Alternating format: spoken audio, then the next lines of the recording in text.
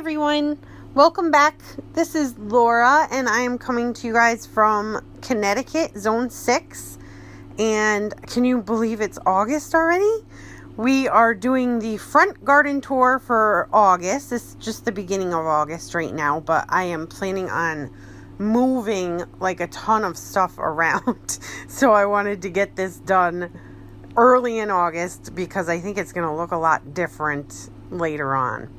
Anyway, this is the end of our driveway. This spot is pretty sandy, and I have some ageratum in here. That's what we're looking at now. Those were started from seed. This sunflower was actually a volunteer that popped up and surprisingly did not get chewed down by any critters until just recently. They snipped off some of the leaves, but you can see it's actually about to bloom. Yeah, you can see the deer damage there. We had a beautiful deer come through with her little baby, so we don't mind that. Here is a Supertunia bubblegum, and look at this beautiful, I don't know what kind of butterfly that is. Does anybody know their butterflies? Maybe a swallowtail? I'm making this up. I have in here also a Superbina sparkling amethyst. That's the purple, and they're kind of mixed together. This Supertunia got enormous. This is probably the biggest one that I have out of all of them. And this is, comes in one of those little 4-inch pots at the beginning of the season for like $6. And it has grown enormous. I have a coneflower in here. And there's a couple different kinds of ageratum. There's a red flint, that's the darker purple. And then the lighter purple is called Leda, L-E-D-A. These are both from Baker Creek Seeds. This is one of my favorite annuals, so I start a lot of it. It blooms really long into the season. I mean, it will bloom until frost, as long as you keep deadheading it. I have found this year, I started the red flint and the Leda, and I really prefer this darker one, the red flint. I like that it has, I like the darker color, but it also has darker stems that are really, really pretty. It's taller than the Leda, and I'll show you an example, but the Leda actually gets a little bit of, like crispiness, like browning when the flowers start to die. It just does not look good. These Gladiolus I actually got from the Dollar Tree last year. I mentioned this in all my garden tours so far, but they say on the package that they're good for up until zone 8, and I'm in zone 6, but they came back for me. We had a mild winter, so that could be part of it, but they came back and they're even prettier than they were last year. I'm obsessed. These are so gorgeous. I did plant more in the backyard, but they haven't bloomed, so I don't know if they will this year. And then I have this gorgeous coneflower, Echinacea purpurea. She's a big gal. She's going to need to get split probably at the end of the season. And before we finish going up the strip garden, I call it the strip, we're going to swing around to the other side here of the driveway. In here, I have a few more of the bubblegum Supertunias. This is a forsythia that I just trimmed back again for like the 3rd time this season. I think it's finally done being trimmed back. I also have some more ageratum in here. This is the lighter purple. There's a little butterfly there. I think that's the same one from before. She's just hanging out. And then all along the edge here, I planted 2 things. I planted a salvia from seed from Baker Creek called Sirius Blue. And then I also planted blue spice basil, which is also from Baker Creek. They have similar looks to them. The blue spice basil has an amazing like spicy vanilla scent to it. It's amazing.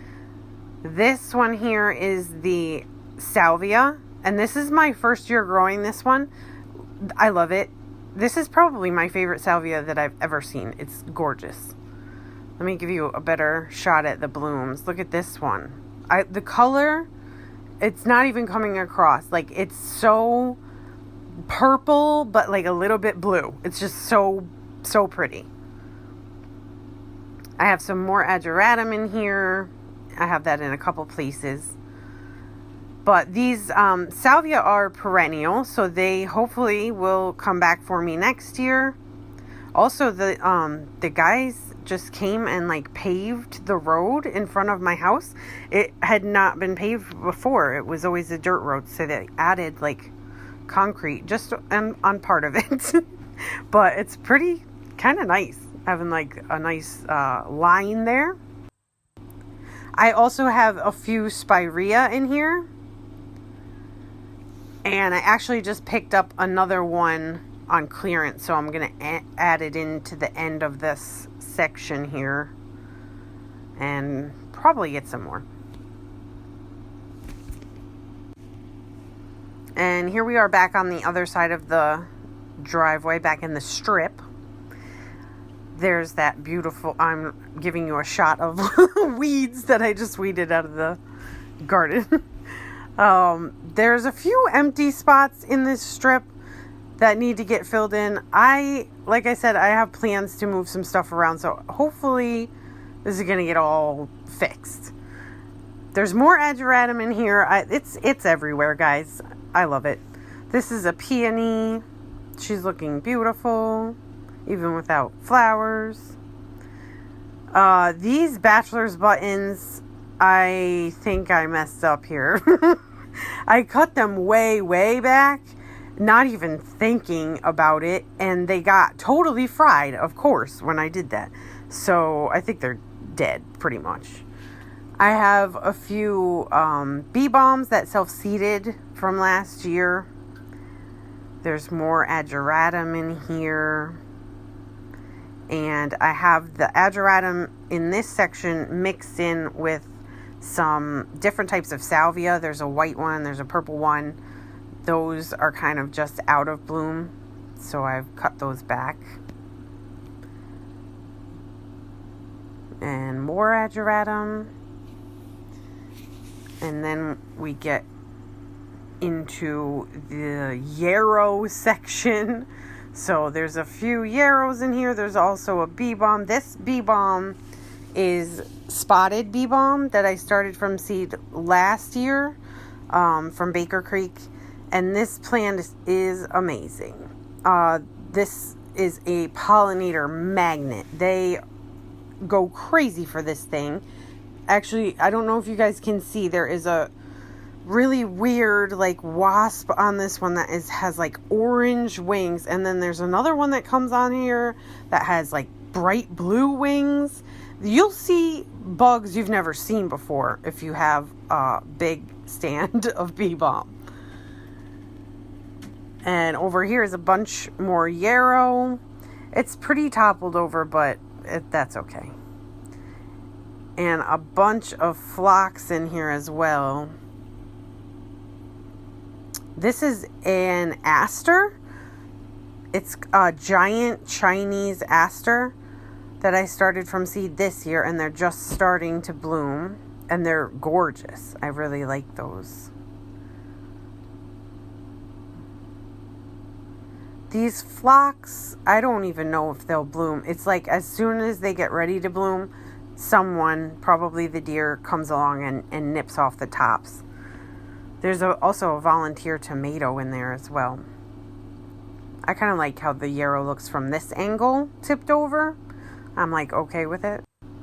And then as we get into this like right in front of the house area, I have to be honest, I'm not thrilled. Like, this is not making me super happy this year. I think that it will be better next year. I think because this was its first year that it needed to adjust to the ground because it was really wet and soggy, and now towards the middle of the season it seems to be getting better.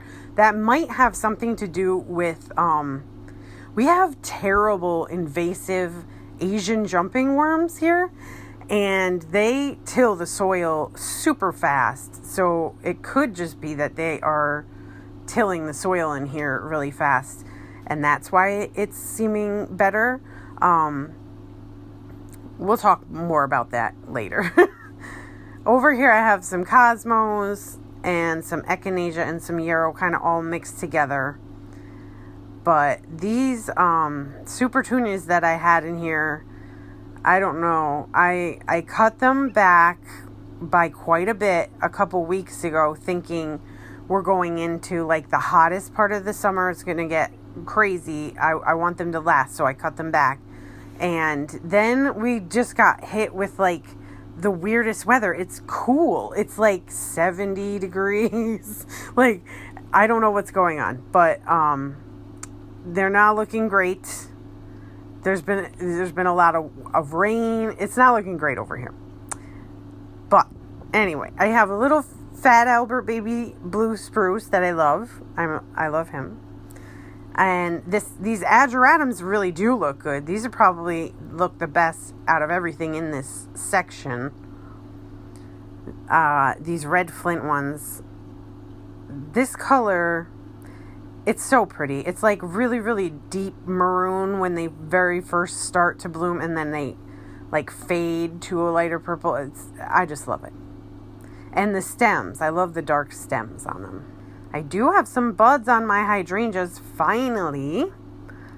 It is August, you guys, so it's a little late in the season, but they are budding up, finally.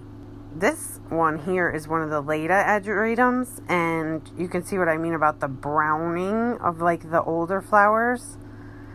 They just don't look pretty like that. I don't like it. I think next year I might just go straight with the red flint and not even bother with the others. Because I do have some that self-seeded from last year, and last year I got the mixed colors.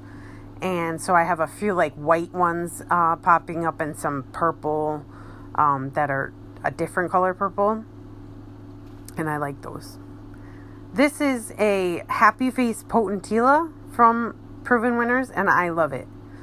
She has been blooming for like pretty much the whole season. This is a perennial shrub, and it's super cute. I love it. There's a couple hydrangeas up top. Last garden tour I showed you, all I had were flowers on the bottom, but now we got some on top, so that's good. This area is not fantastic, but I do have this beautiful azalea at the end here that is starting to put on fall color because of the cooler weather.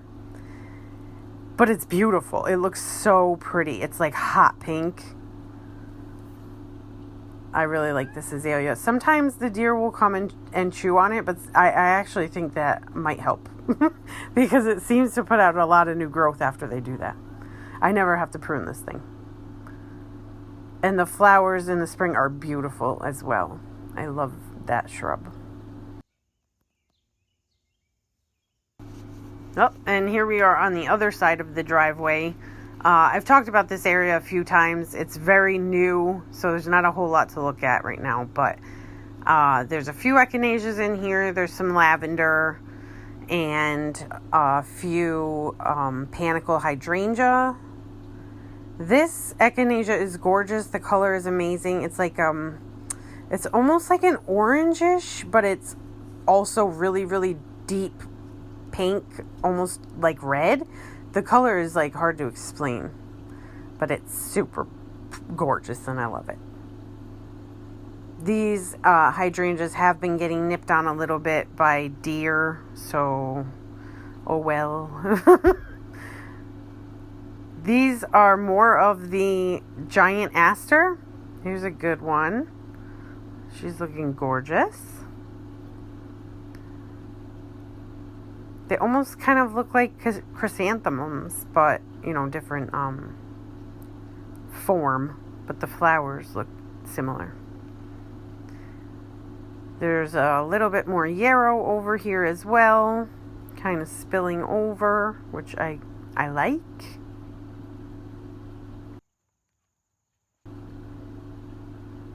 This echinacea is not in great shape. The Japanese beetles have been getting to these a lot.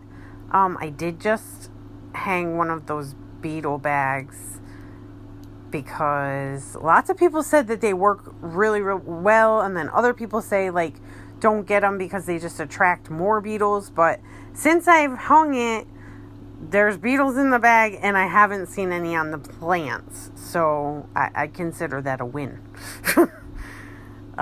This area was looking gorgeous last month in my last video, if you saw that. It's starting to flush back out, the alyssum is. So I love that. That's like my favorite part of this. But the rest of the things that were in here were kind of more cool weather, like larkspur and pansies. So those are kind of petering out. This larkspur is starting to put on some seed heads. So I will leave these and hopefully be able to collect some seeds. I will let some of them just drop where they are, but I'm going to collect some seeds for next year as well. And I have a few petunias in here. These gorgeous ladies over here with the marbled leaves are Leprechaun Gold Columbine that I started from seed this year. These were new to Baker Creek Seeds this year, and I was like obsessed with the pictures when they came out. I was like, I need to have this plant. So I ordered the seeds super duper early. I ordered 2 packets just in case I didn't have good luck with the germination, and that ended up being the right decision because I didn't have great luck with the germination. I only got about 50% germination. So, but I'm just thrilled that I have any at all, and I can't wait for them to bloom hopefully next year. And that is pretty much the front garden. I'm going to leave you with this clip of a hummingbird moth that visited the other day. These guys are so amazing looking. I mean, it's like a mix between a bird and an insect. It's pretty cool. So thank you all for coming. I hope you will like and subscribe if you are interested in coming back. And I hope you have a wonderful week. And I will see you in the next video. Bye.